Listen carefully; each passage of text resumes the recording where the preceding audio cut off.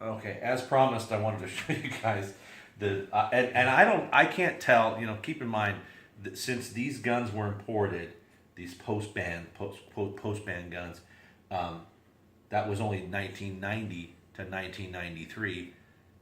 Once again, I know some of you guys get pissy when I get political, but these are all unintended consequences of George H.W. Bush's dictatorial horseshit executive order, not really an executive order, a law which isn't a law, which they succeeded once Billy Jeff the rapist was elected.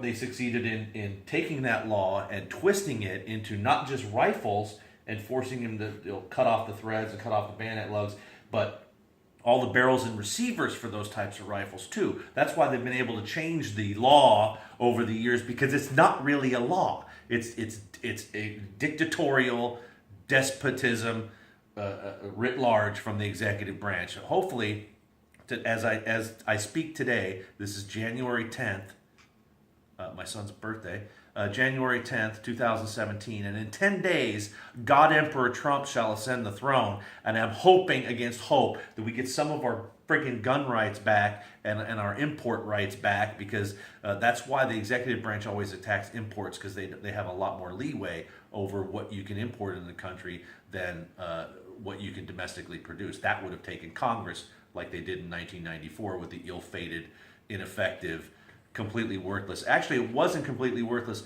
It was really good for making sure the Republicans took control of both houses of both houses of Congress for the next 7 or 8 years. So anyway, I want to show you this before I get too far on the soapbox.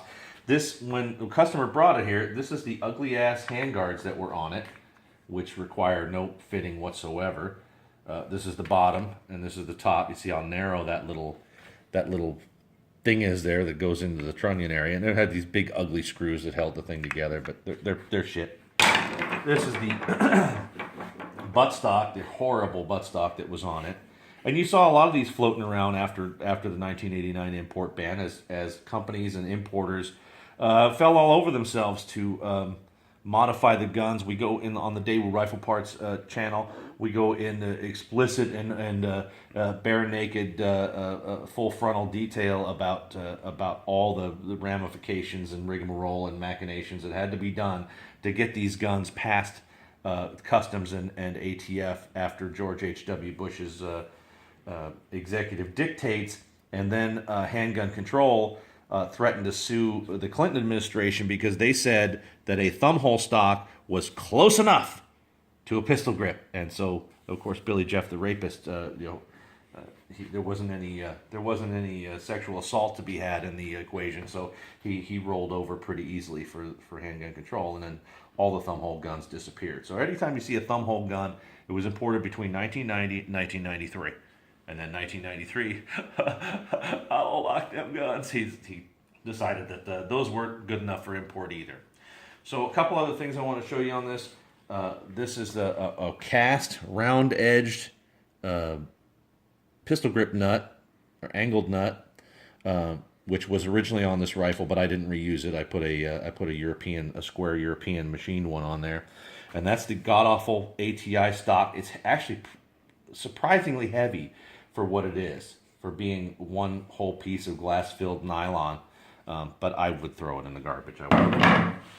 Now, in order to keep you from just taking the ugly thumb hole off and bolting on a regular fixed stock, both the Chinese guns and the Egyptian guns had as we went over on the Daewoo, they simply redesigned the lower receiver, and so you could just take the lower receiver off, or have somebody make custom pistol grips, and as we still do, custom pistol grips for the DR200 or DR300, and stock adapters for various types of stocks.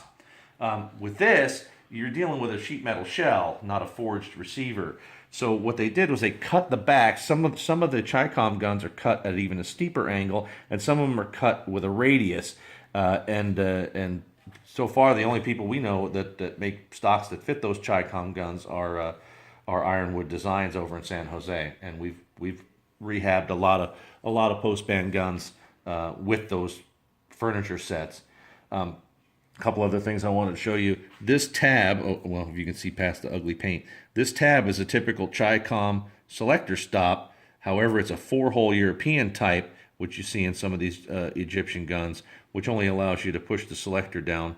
You can see the selector mark to that notch. And then the markings on it say Miser Receiver, or M-I-S-R, but it's not stamped properly, so it kind of looks like an H. Miser Receiver, 762 by 39, made by Mahdi, Egypt, imported CAI, St. Albans, Vermont, even though on the barrel it says CIA.